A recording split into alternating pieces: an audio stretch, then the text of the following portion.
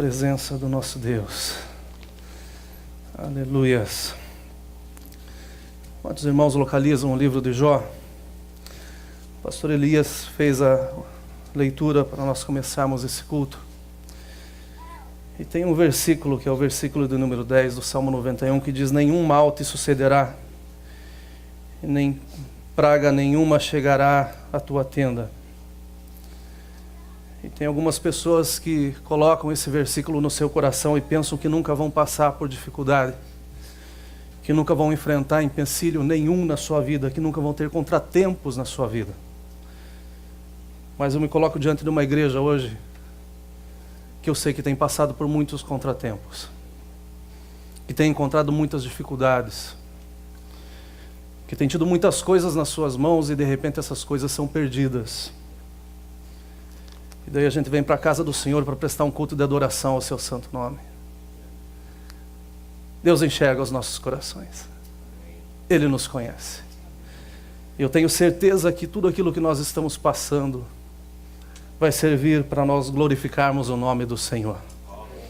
Então no seu tempo Ele nos anima, Ele nos dá a palavra para que a gente venha crescer juntamente com Ele. Jó no capítulo 1, nós vamos ler alguns versículos. Vamos começar no versículo 1. E diz assim: havia um homem na terra de Uz, cujo nome era Jó. E este homem era sincero, reto e temente a Deus. E desviava-se do mal. E nasceram-lhe 7 filhos e 3 filhas.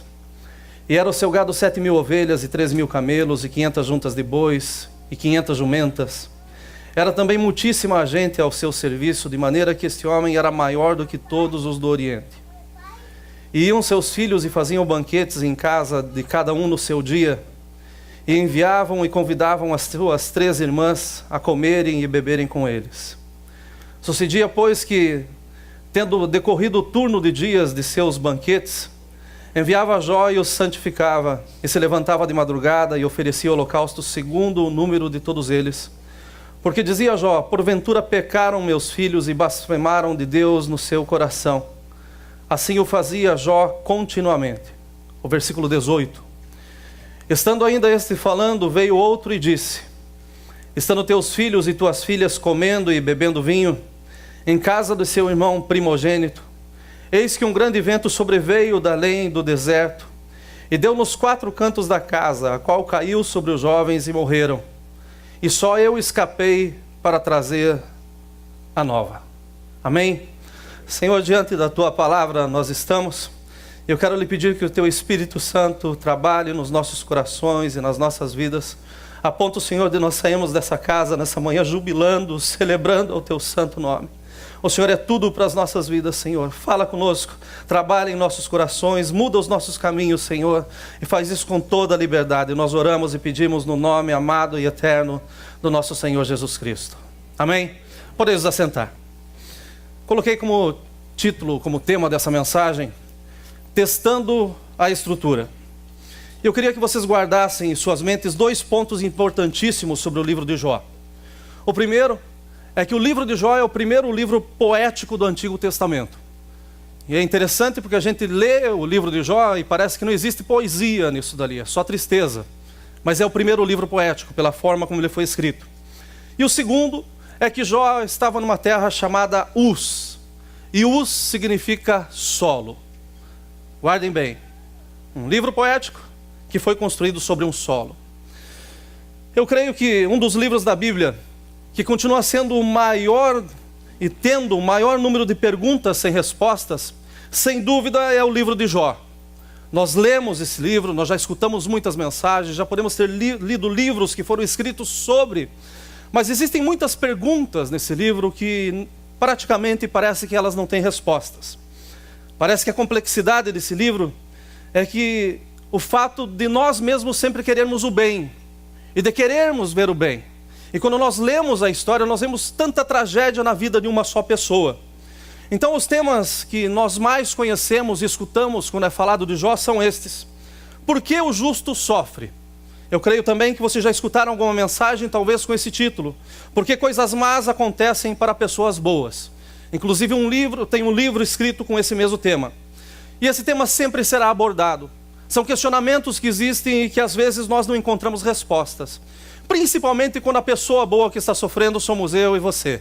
Quando nós passamos por situações adversas, o primeiro questionamento é esse: por que eu, Senhor? Por que não na casa do vizinho? Por que está acontecendo comigo e não está acontecendo com os outros? Isso é natural, isso acontece com a gente. Então quando nós lemos esse livro, essas perguntas permeiam a nossa cabeça. E ainda que se fale, ou que se escreva milhões de livros, de teses, o que seja sobre o tema, sempre vai haver alguma coisa nova. Quando nós pegamos a palavra do Senhor, nós sabemos que a palavra ela se renova a cada manhã, a cada momento. E eu creio que cada pessoa que busca a palavra, ou que tem uma leitura, às vezes tem uma interpretação completamente diferente. Então esse tema ele nunca vai ser esgotado. Eu creio que essa vai ser apenas mais uma das mensagens, mas eu tenho certeza que com essa mensagem o Senhor vai fazer algo novo na minha e na sua vida. Por trás do que se fala ou do que se escreve a respeito, sempre vai haver um coração que bate.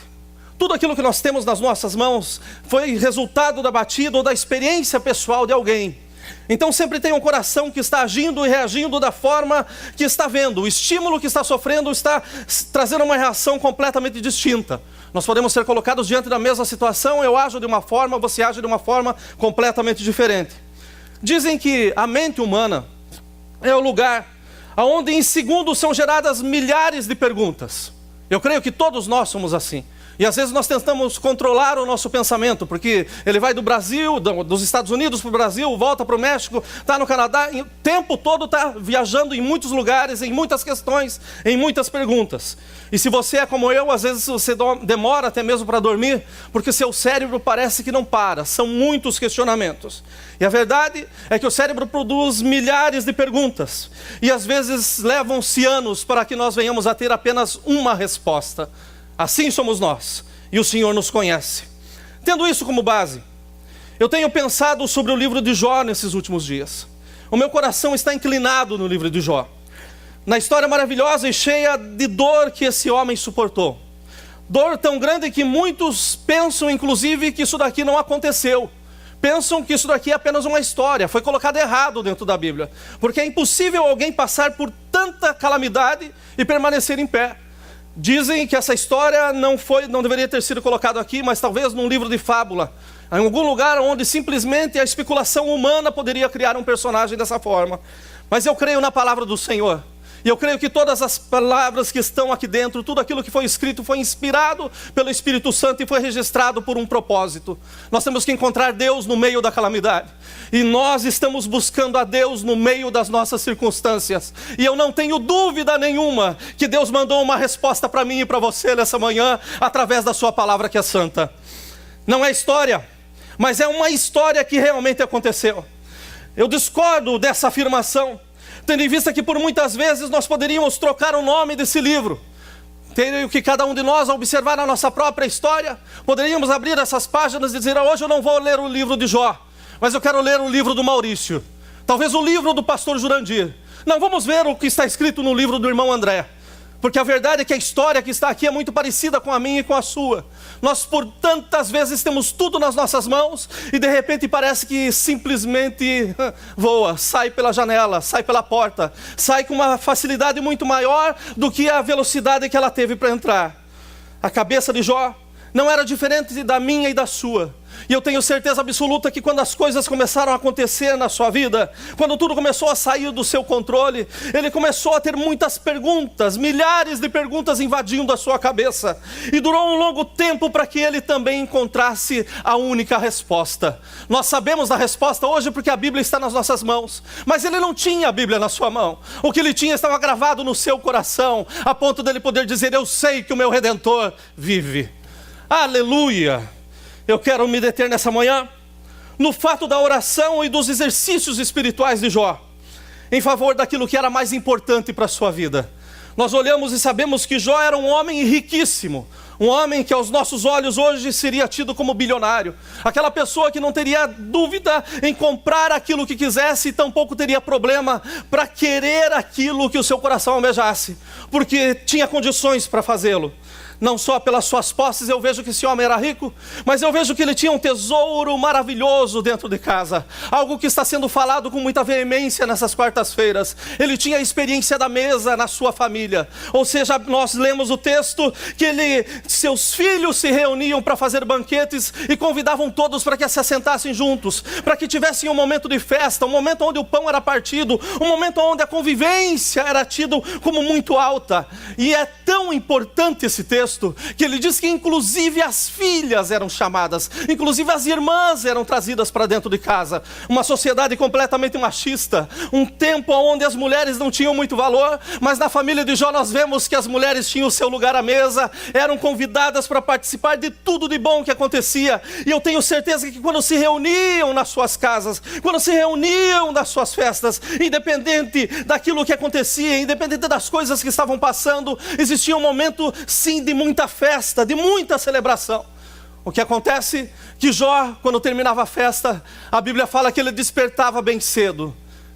Se nós que temos pouco dinheiro, gostamos de dormir até tarde, pensem a motivação no coração desse homem para se despertar bem cedo, para levantar antes que os seus filhos levantassem, para sair de casa antes que a rotina diária começasse com os demais. Mas ele saía, independente de estar frio, calor, e ele ia apresentar-se diante de Deus. Ele queria fazer notório aquilo que realmente era importante na sua vida. Ele buscava a Deus, porque ele entendia que ele dependia da misericórdia do Senhor. Ele buscava o Senhor pela manhã, independente daquilo que ele tinha ensinado para os seus filhos, independente da criação, independente dos exemplos que ele tinha dado.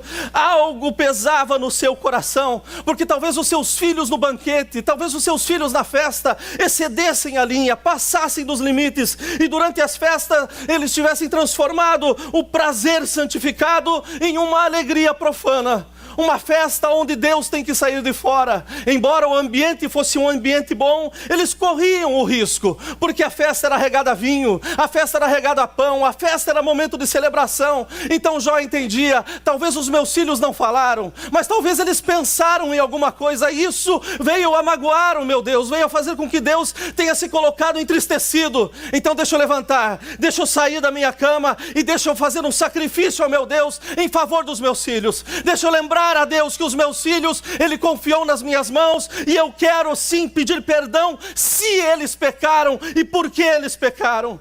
Ele saía da sua casa com uma intensidade muito grande de gratidão no seu coração. Saía motivado pela certeza que o Deus de misericórdia ia aceitar o sacrifício e uma vez mais ia perdoar a sua família. Então eles poderiam continuar até a próxima festa, continuar até o próximo momento de celebração. Jó entendia que a gratidão era um elemento tão purificador quanto o pesar e o arrependimento. Coisas que nós não vemos mais na igreja. Hoje em dia nós passamos da linha, quebramos os limites, mas dificilmente chega o pesar. E muito pouco hoje em dia se sabe o que é o arrependimento. Sabe-se sim o que é o remorso, mas remorso e arrependimento têm uma linha muito distante. Arrependimento é nós confessarmos os nossos pecados e requerer de Deus perdão e graça para continuarmos a nossa caminhada. O remorso é lágrima. Alguns dizem que é lágrima de crocodilo. Alguns falam que é simplesmente chorar pelo leite que foi derramado, mas não colocar a mão num pano para limpar o leite que foi derramado. Nós precisamos voltar à ciência e à consciência da presença do nosso Deus. O temor tem que voltar para casa, o pesar tem que voltar para casa, o arrependimento tem que voltar para casa, porque o Senhor quer vidas santificadas, e essa é a única forma. Aleluia! Jó, ele entendia o que era gratidão. Tinha tudo, mas ele sabia de onde que vinha. Então deixa eu levantar bem cedo e deixa eu agradecer ao meu Deus por aquilo que Ele tem feito. O seu coração, sem dúvida nenhuma, era cheio da sua família. Se você ler depois o capítulo 1 inteiro e não pular os versículos como nós pulamos, vocês vão ver que começam a chegar notícias duras para Jó. Seu gado morreu. Tudo aconteceu, Jó, você está perdendo tudo. E tudo que falava, olha, só sobrou eu. Veio fogo, olha, acabou, sobrou eu. E até então Jó está em pé. Mas então ele recebe a notícia que veio um vento muito forte e derrubou a casa e acabou com a família. E nesse momento a Bíblia diz que esse homem não aguenta. Ele rasga suas roupas, ele raspa a sua cabeça, se cobre de cinza e começa a lembrar a Deus: olha, eu sou um homem miserável. Eu perdi o melhor que eu tinha, eu perdi tudo na minha vida.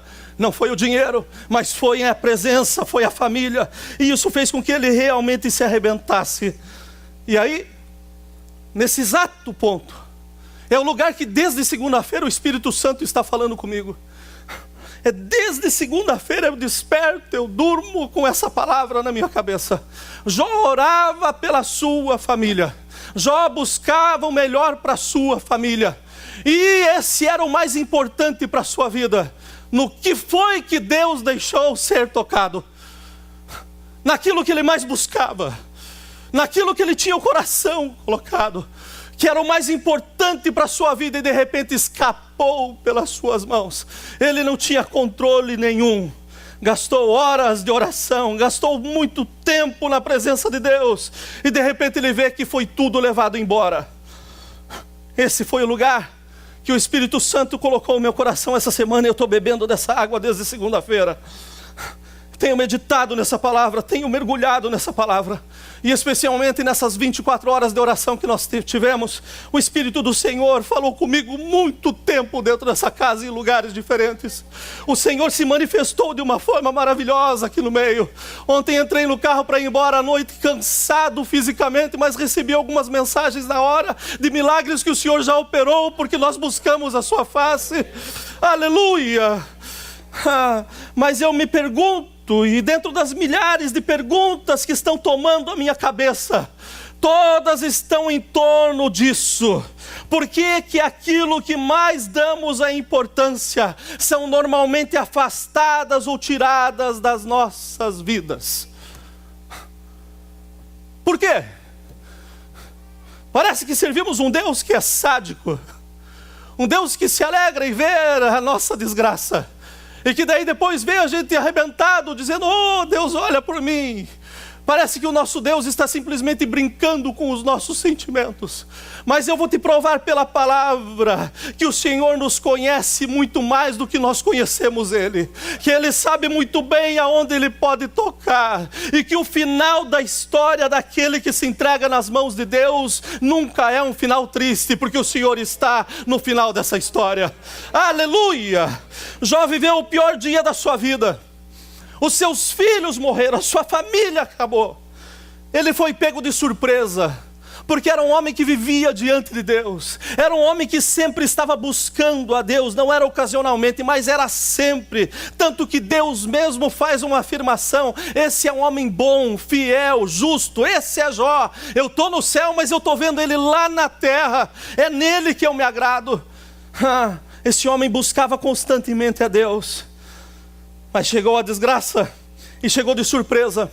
Para mim e para você também isso já aconteceu. E não foi por uma, mas foi por muitas vezes. Algumas vezes o momento estava tão bom e de repente as coisas sucumbiram. E do nada nós olhamos para o lado e pensamos: aonde está?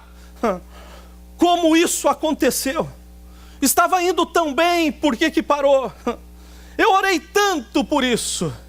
Mas daí a gente olha e a gente não vê mais, porque foi tirado. A verdade é que nós somos seres racionais cheios de emoções. E tudo o que acontece em nossas vidas gera, sem dúvida, uma reação. E alguns têm uma reação terrível quando as coisas más acontecem. Mas alguns têm umas reações que até nos surpreendem quando chega a desgraça. Minha prima, alguns anos atrás, o marido faleceu. E eu fiquei chocado com a notícia da forma como ele faleceu. Porque esse rapaz, ainda muito novo, resolveu tirar uma pinha num pinheiro lá no Paraná. E ele pega um fio e amarra um tijolo e joga o fio. O cabo de alta tensão estava próximo. E quando o fio tocou, passou uma corrente, esse rapaz foi literalmente cozinhado vivo. Dali já foi levado sem reação para o hospital, em poucos dias ele faleceu. Eu fiquei aqui do outro lado do mundo aterrado com a notícia. Mas eu fiquei muito mais aterrado com a reação da esposa. Porque ela ficou em paz. E se falava com ela e ela confortava a gente. A princípio, para o nosso pensamento, a gente pensa: deveria ser ruim. Ficou livre, está dando glória a Deus. mas muito pelo contrário. Era um bom cristão, homem exemplar. Não usou muito a cabeça, mas nós também não usamos às vezes. Mas o maravilhoso foi isso, o testemunho que ela deu. Das pessoas chegarem chorando, desconsolada, e ela falar: olha, ele está num lugar melhor do que nós. Eu só posso entender que ela realmente crê na palavra do Senhor. E nós, por tantas vezes, temos dúvidas. Nós, por tantas vezes, pensamos: mas será que é mesmo assim? Meus queridos, me surpreendeu a reação dela. Porque nós temos formas diferentes de reagir à mesma situação. Enquanto ela estava em paz, nós que nem tínhamos nada a ver diretamente com isso, ficamos praticamente desesperados, entristecidos. A verdade é que, como somos emocionais, nós rimos, nós choramos, nós nos entristecemos, nós nos alegramos, porque nós somos homens. E no nosso caso, ainda por cima, que cremos que somos filhos de Deus. E como filhos de Deus, nós nos reunimos para prestar a Ele um culto de adoração e louvor. Hoje é isso que nós estamos fazendo aqui. Prestando um culto de adoração e louvor ao nosso Deus. Não importa o que está passando, não importa o que está vivendo, importa onde nós estamos plantados.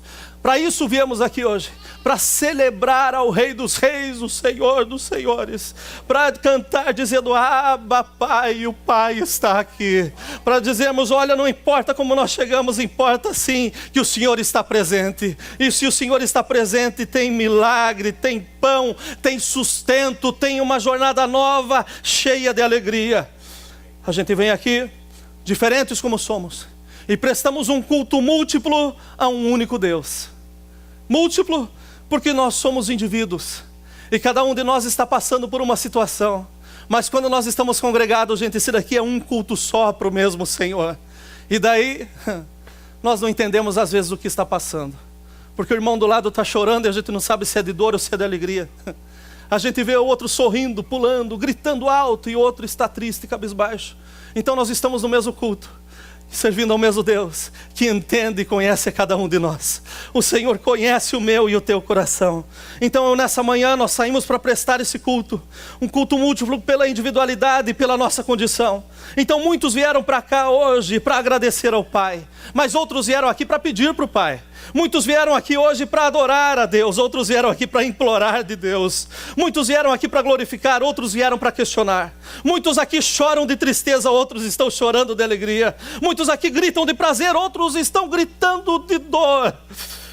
Enfim, esse é o verdadeiro culto, aonde nós não somos robôs e tampouco programados, mas nós somos distintos, especiais, conhecidos pelo nosso Deus, reconhecidos do céu. O Senhor olha e sonda o coração de cada um de nós. Nós estamos aqui prestando um culto e as razões e as emoções são distintas. Muitos aqui o cultuam hoje porque venceram, outros porque perderam. Muitos aqui trazem as suas orações, o seu culto, porque as suas orações foram respondidas. Outros estão prestando um culto porque precisam de resposta para as suas orações. Muitos porque receberam a resposta, outros porque não entenderam a resposta. Enfim, é um mix, nós estamos misturados, mas o nosso Deus é um só, e Ele tem resposta para mim e para você. Ele aceita o culto de gratidão, mas aceita também a tua petição. Ele aceita a glorificação do seu nome, mas Ele também aceita o questionamento da sua vida. E Ele é a resposta para todos nós. Se torna impossível para nós que estamos no púlpito, ou dirigindo o culto, ou que temos algum trabalho no meio da congregação, entender o que está acontecendo individualmente com cada um. Mas eu te afirmo, Deus te conhece. Ele sabe muito bem como você está. Deus, Ele te sonda. A palavra nos afirma, mas muito mais do que isso, Deus aceita o teu culto no dia de hoje, da forma como você está. O Senhor é digno de adoração. Aleluia, aleluia.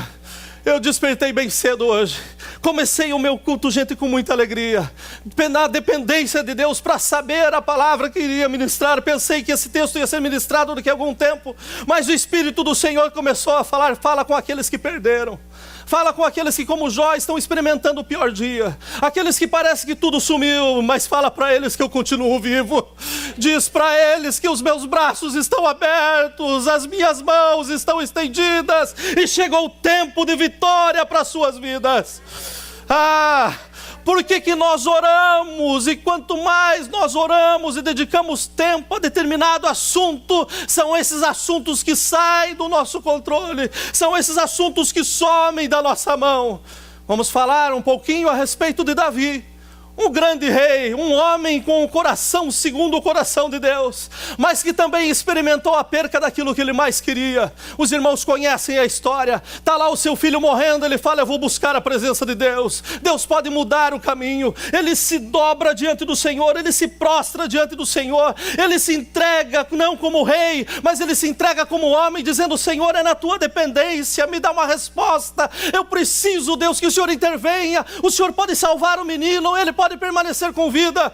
Mas depois de um tempo, nem precisaram contar, porque ele viu o alvoroço. Ninguém queria chegar para o rei e dizer: rei Davi, seu filho morreu. Mas ele vê o alvoroço e ele olha: o Senhor já respondeu. Orou tanto, buscou tanto, mas chegou o momento de se levantar e perguntar: o menino morreu? Morreu, acabou. Não adianta mais orar por aquilo que está morto. Eu vou tomar banho, vou fazer minha barba, vou tirar a cinza, vou me limpar e eu vou celebrar o meu Deus. Eu vou celebrar o meu rei. Não importa perdermos tempo com coisas que passaram, com coisas que acabaram, sendo que o Senhor tem algo novo e muito maior do que nós podemos pensar, porque Ele é Deus e faz no seu tempo. Esse mesmo salmista que perdeu o filho, que perdeu aquilo que queria enquanto ele estava orando, escreveu o Salmo 103, e o versículo 13 e 14, ele diz assim: como um pai se compadece de seus filhos, assim o Senhor se compadece daqueles que o temem. Versículo 14: pois Ele conhece a nossa estrutura, e lembra-se de que nós somos pó. Aleluia, aleluia, aleluia. Um homem que passou por tantas dores escrever algo como isso, eu só posso entender que ele estava cheio do Espírito Santo. Ainda que não fosse manifesto, mas eu sei que o Espírito Santo estava lá, está trabalhando na vida desse homem. O salmista Davi, inspirado por Deus, ele nos responde o porquê em tantas situações Deus afasta de nós aquilo que é tão importante, aquilo que nós mais oramos e que nós mais dedicamos o nosso tempo. Ele acabou de explicar: é porque Deus é misericordioso. E pelo fato de Ele ser misericordioso, Ele é conhecedor das nossas estruturas. Então Ele não nos dá fardo acima daquilo que nós podemos carregar. Você não está entendendo o que está acontecendo? Pare de reclamar e agradeça, porque o Senhor está vendo força na sua vida. O Senhor está vendo a sua estrutura. Ele conhece o seu interior melhor do que você mesmo. Ele sabe que você tem capacidade de passar por coisas ainda maiores, para que a glória dele seja ainda maior na sua vida e através da sua vida. Eu celebrei ao Senhor com esse texto. Eu estou amando cada vez mais esse meu Deus, porque eu me vejo como pó todas as vezes. E essa semana eu estava limpando uma casa pensando nesse texto e pensando: o Senhor nos vê como pó, e eu vou limpar a prateleira e estava cheio de pó, e eu comecei a puxar e já coloquei, dei uma pilhazinha de pó assim, aquele tanto assim. Eu fiquei olhando e falei: eu sou isso daí, pó. Só que tem algo que faz a diferença. Se a gente pegar um pouquinho de água, já não vira pó, vira uma pasta. Daí fica mais fácil de você tirar, porque não vai voar e sujar os outros lugares. Nós somos pó, mas a água na nossa vida é o doce Espírito Santo. E quando essa água chega, nós começamos a ter estrutura que nós não conhecemos. O Senhor está fazendo a minha e a sua vida melhor, porque Ele nos conhece. Ele está trabalhando na minha e na sua vida, fazendo as mexidas que são necessárias para que Ele possa fazer que cheguemos à medida do varão perfeito, à estatura do varão perfeito. É tratamento do Senhor? É fácil? De forma alguma. Mas a glória é para o seu santo nome. É maravilhoso quando nós temos a certeza que o Senhor é misericordioso. E por pior que está a situação, ainda poderia piorar se Ele não estivesse conosco. mas Ele está do nosso lado. Então, o que me importa é aquele que se levanta, o que me importa as coisas que acontecem, se é maior o que está conosco do que aquele que está com o mundo. A vitória é nossa, para a glória do nosso Senhor Jesus Cristo. Aleluia! Aleluia! Eu prego nessa manhã, meu amigo, para você que como eu, que quanto mais ora, mais difícil fica, mais distante parece que está. Eu prego para você que quanto mais ora, mais perde. Parece que o placar do inimigo só está crescendo e o nosso está lá, estacado. Deixa eu te falar que o nosso zagueiro está chegando. Jesus vai tomar a ponta e ninguém vai segurar a goleada que nós vamos dar. É no inferno para a glória do Senhor Jesus. Eu prego para você que quanto mais ora, mais perguntas tem na sua cabeça. E eu quero te dar a única resposta que você precisa. O Senhor conhece a tua estrutura. Aleluia! Então, se não está mais na tua mão, se prepare para a surpresa, porque Ele continua trabalhando. Aleluia! Porque Ele conhece a nossa estrutura, Ele não excede os nossos limites. O Senhor nunca vai colocar carga a ponto da gente começar a tombar para um lado, pender para o outro, não conseguir se mexer de forma alguma. Ele é Deus, Ele sabe os nossos limites. Ainda que você pense, eu não aguento mais. Se vier mais bomba, entenda, Ele sabe que você aguenta. Se vier mais problema, tenha certeza, Ele está te esforçando a cada dia para que o nome dEle seja glorificado. Aleluia! Eu quero com você nessa manhã unir a minha voz nesse culto, esse culto que é de celebração ao Senhor. Eu vim da minha casa hoje para adorar o meu Senhor Jesus Cristo. Não vim preocupado com louvor, não vim preocupado com quantidade. Eu vim com a certeza que Deus está aqui. E Ele está. O meu culto é para Ele hoje. Mas eu quero me unir com você para a gente celebrar o nome dEle. Eu quero que juntos a gente comece a dar glória para fazer com que a terra se abale e saiba, ainda que nós estamos sendo provados, nós estamos sendo edificados para a glória do nosso Deus. Aleluia! Aleluia! Aleluia! Eu vim aqui para celebrar essa manhã, porque se Ele afastou ou permitiu afastar aquilo que nós achamos que era importante, Ele continua no comando da obra. Aleluia! Celebrar porque se Ele ainda não respondeu, Ele continua no comando da obra. Celebrar simplesmente porque Ele é digno de adoração, Ele é merecedor. Fui buscar rapidamente o que significa estrutura. E achei um dicionário que só o pastor Jurandir entende. É a noção fundamental e às vezes intangível cobrindo o reconhecimento, a observação, a natureza, a estabilidade de padrões e relacionamentos de entidades. Entenderam? Vou falar em português. É a parte interna que define do que um sistema é formado. Mais fácil. Isso é estrutura. Por isso Deus nos prova. E permite com que nós sejamos provados. Não para que nós o conheçamos, mas para que nós nos conheçamos. Para que a gente se conheça. Porque Ele está revelado. Mas nós, por muitas vezes, estamos trancados dentro da nossa consciência, dentro dos nossos limites. Então Ele permite que as coisas aconteçam para quê? Para que a gente se conheça. Para que a gente saiba onde a gente está firmado. Eu deixo falar muito abertamente. Se você passar por esse processo e não entender que você é pó, está muito difícil. Vai para a palavra. Porque o processo tem que mostrar que nós somos pó, sim. Mas no final tem que mostrar que nós estamos edificados na rocha. Aleluia! Que mistura perfeita, o pó com a rocha. Pode edificar o que quiser em cima. Pode fazer o que for que não se abala. Nós estamos firmados na rocha. A rocha eleita, a nossa rocha que é Cristo. Aleluia! Jó, perca tudo, mas não perca a fé. Se você não perdeu a fé, você não perdeu nada. Jó, você passa por tudo isso e no final da história a tua estrutura me mostra que você pode receber o dobro. Termine de ler o livro. Foi tudo dobrado. Por quê? Porque a estrutura permitia uma edificação ainda maior. Davi, entrega o teu filho, Davi, porque Salomão já está nos meus planos. Entrega, Davi, o que você tanto quer, que eu te entrego aquilo que eu tenho para você. Salomão, Davi, ele vai ocupar o teu lugar no trono e vai ser 1000 vezes melhor do que aquilo que você foi. O nosso Deus tem coisas grandes para fazer em nós e por nós.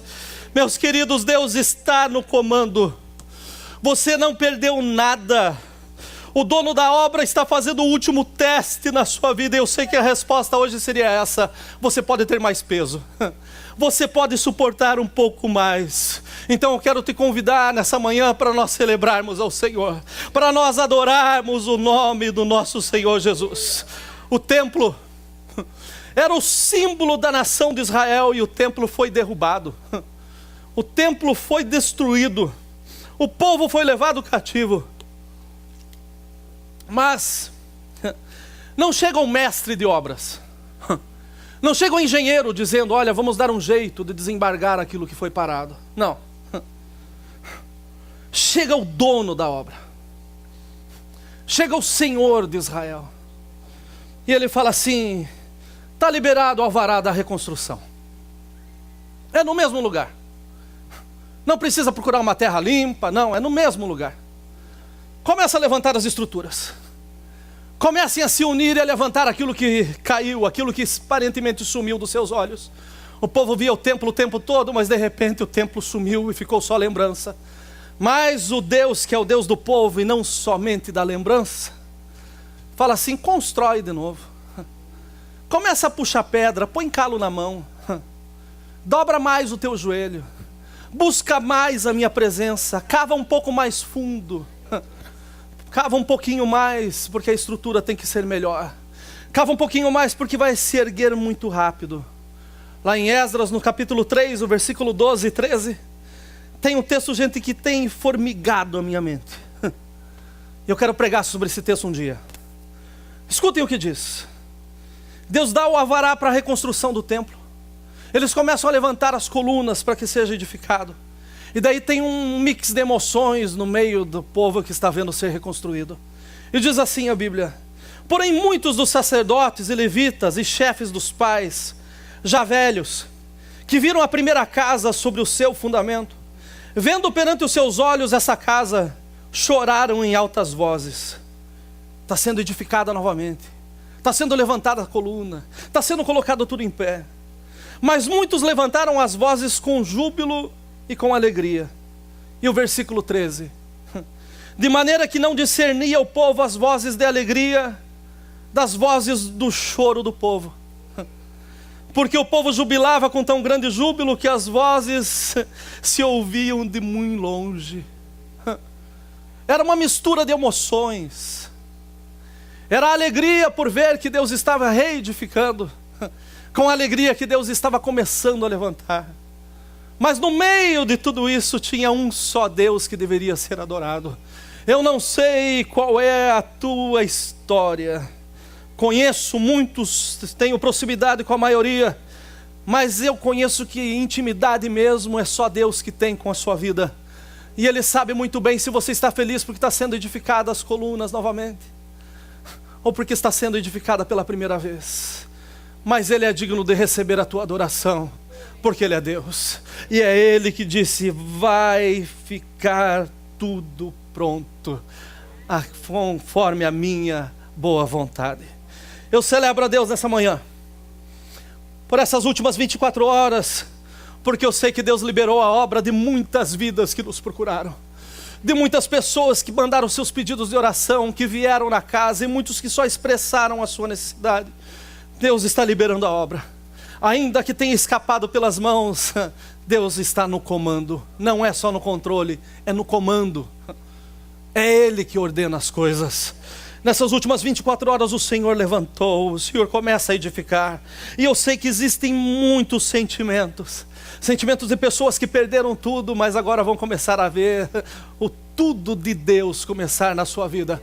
Sentimento de pessoas que estavam orando e pedindo, desapareceu. Desapareceu o que você pensou que era o bom. O Senhor tem o perfeito para a sua vida agora. Aleluias. Deixa eu te falar com a autoridade do Espírito Santo. A tua vida e a obra de Deus não está embargada. Aleluia.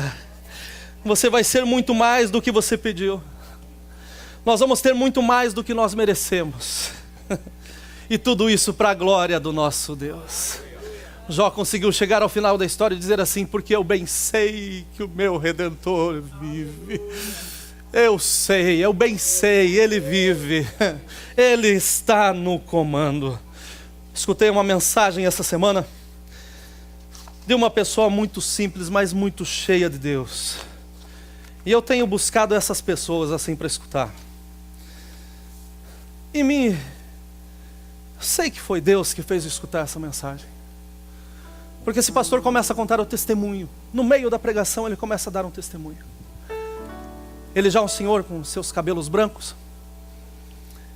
E ele fala assim: olha, os meus pastores me acompanharam num momento muito difícil da minha vida. Ele mora em São Paulo. E de madrugada a casa dele pegou fogo. E ele perdeu praticamente tudo. Ele falou: os meus pastores foram os primeiros que chegaram antes que os bombeiros. Se colocaram do meu lado para dizer: olha, nós estamos aqui, nós choramos juntos. Eles me deram os ombros para mim poder me segurar, porque eu pensei que o chão tinha acabado. No meio da comoção de tantas pessoas que vieram, o bombeiro chegou. Eu não tinha palavras para a família. Tudo tinha ido embora. Chega um irmão da igreja.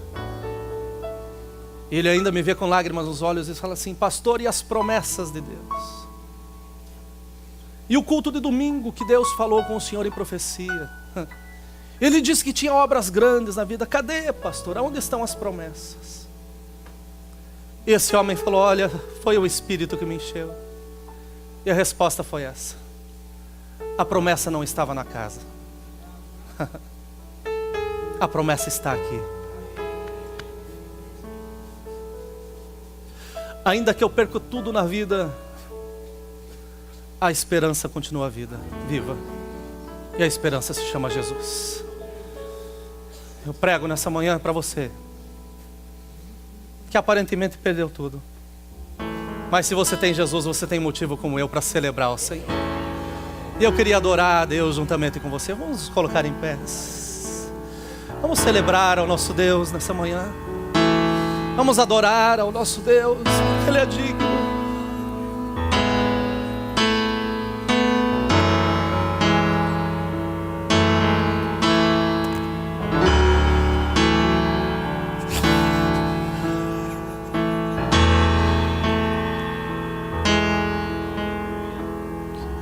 Eu bem sei que posso confiar em Ti, meu Senhor. Abra teu coração ao Senhor, Estou adore o seu nome. seguro Encontre que forças nada aonde você acha que não pode me tem, separar porque é Ele mesmo que está te do dando, teu Ele está te amor. renovando agora. Não Eu importa o bem que passou, o que teve, importa a história que Ele está fazendo agora. sei, meu Senhor, estou seguro que nada pode me separar do teu amor. Pode o vento soprar e a tempestade bater, estou seguro em Ti. Minha riqueza leva e a minha casa bater.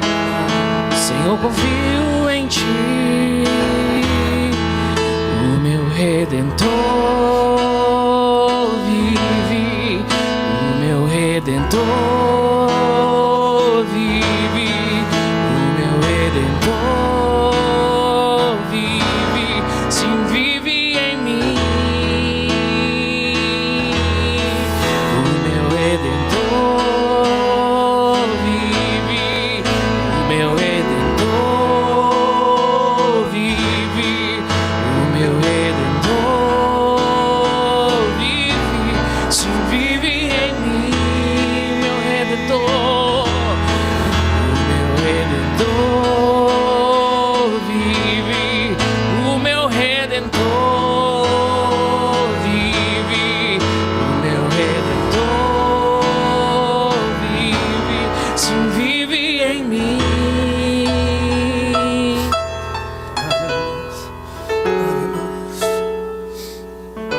nosso Redentor está vivo. E eu quero fazer um convite para você. Você que tem perdido as suas esperanças, porque parece que tem sumido tudo do seu caminho. Eu queria que você desse um passo de fé hoje, reconhecendo que Ele ainda está vivo na sua vida. Eu queria orar por você, eu queria te convidar a deixar o lugar que você está, para você passar aqui na frente, para que nós venhamos a celebrar a Deus juntos. Ele é merecedor da nossa adoração. Enquanto o Jonah canta mais um pedaço dessa canção, você se aproxima, mas pode vir celebrando ao Senhor, porque a vitória já alcançou. É só um testemunho do que Deus já fez aí na sua vida. Nós vamos orar, pode sair do seu lugar. Aleluia.